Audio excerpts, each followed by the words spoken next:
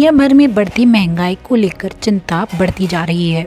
Germany के info institute और Switzerland के institute for Swiss economic policy द्वारा किए गए सर्वेक्षण के मुताबिक वैश्विक महंगाई 2028 तक जारी रह सकती है।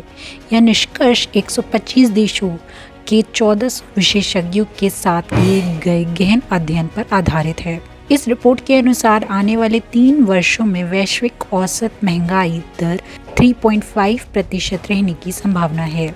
महंगाई का यह स्तर विकासशील और विकसित दोनों देशों की अर्थव्यवस्थाओं को प्रभावित करेगा। परचेजिंग पावर में गिरावट देखने को मिल सकती है। रूस यूक्रेन युद्ध, इस संघर्ष ने ऊर्जा और खाद्य आपूर्ति श्रृंखला को बाधित किया है।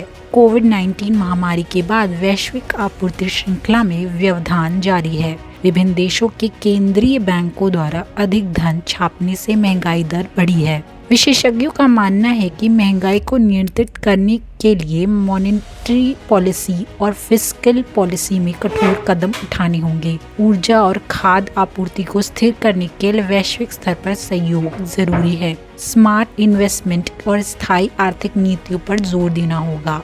रोजमर्रा जैसे कि खाद्य पदार्थ, ईंधन और आवास की कीमतों में वृद्धि होगी। मध्यम और निम्न आय वर्ग के लोगों पर इसका ज्यादा प्रभाव पड़ेगा। महंगाई के कारण बचत और ब्याज दरें कम हो सकती हैं। निवेशकों को जोखिम भरे विकल्पों की ओर रुख करना पड़ सकता है। कंपनियां लागत बचाने के लिए नौकरियों में कटौती कर सकती हैं। नए रोजगार के अवसरों में कमी आ सकती है। सरकार को सब्सिडी और प्राइस कंट्रोल जैसे उपाय अपनाने होंगे। दीर्घकालिक इकोनॉमिक रिफॉर्म्स की योजना बनानी होगी। बजटिंग, आय और खर्च की सही प्रबंध करना जरूरी होगा।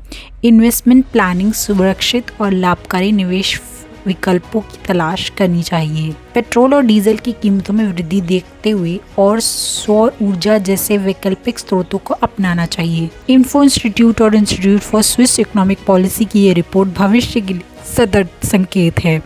महंगाई का प्रभाव हर देश और हर वर्ग पर पड़ेगा। इसे नियंत्रित करने के लिए सरकारों को, संस्थानों और आम जनता को मिलकर ठोस कदम उठाने की जरूरत है। महंगाई केवल आर्थिक मुद्रा नहीं है, ये समाज और जीवन स्तर पर गहरा प्रभाव डालती है। सही नीतियाँ और जागरूकता ही इसे नियंत्रित करने का सही उपाय हो सकती हैं।